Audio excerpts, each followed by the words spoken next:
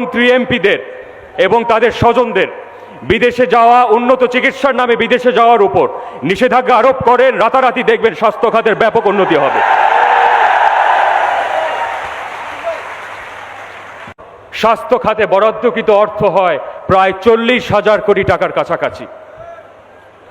সমানভাবে 64 জেলা দিয়ে যদি আপনি ভাগ দেন, প্রতিটি জেলা খালি স্বাস্থ্য খাতের জন্য প্রায় 500 কোটি টাকা করে পায়।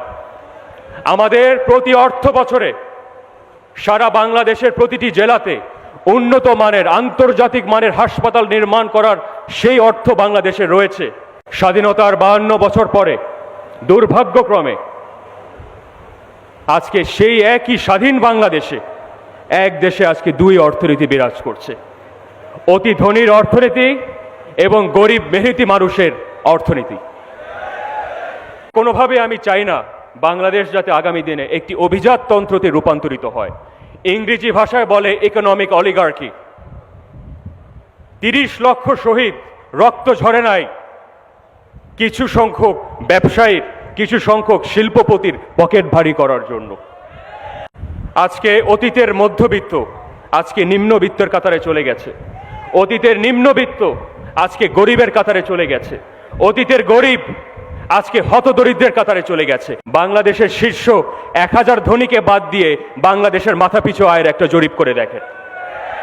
বাংলাদেশে অর্থের অপর্যাপ্ততা নেই, আছে চরম অব্যবস্থাপনা। যদি তৃণমূল পর্যায়ের মানুষকে মূল অর্থনীতির স্রোতধারাতে অন্তর্ভুক্ত করতে চায়, আমি সরকারের কাছে বিনীতভাবে অনুরোধ করছি, আপনারা জেলা পর্যায়ে বাজেট বরাদ্দ করেন, জেলা পর্যায়ে গভর্নর নিযুক্ত করেন।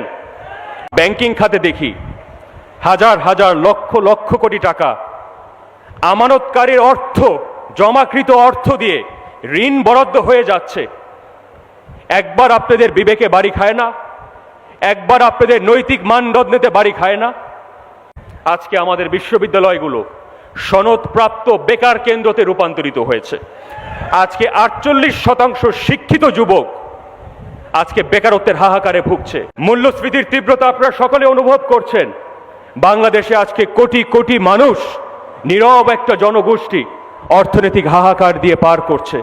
কোটি কোটি মানুষ নীরবে ভুগছে। স্বাধীনতার সংগ্রামের একটি গান, মোরা একটি ফুলকে বাঁচাবো বলে যুদ্ধ করি, মোরা একটি মুখের হাসির জন্য অস্ত্র ধরি, সেই ফুল জাগের পার্টির গোলাপ ফুল, বাংলার মুক্তিকামী শান্তিকামী জনতার মুক্তির কুল। ইনশাল্লাহ সেই কল্যাণ রাষ্ট্র আমরা গঠন করব, সেই সোনালী বাংলাদেশ ইনশাল্লাহ আমরা প্রতিষ্ঠিত করে ছাড়বো ইনশাল্লাহ।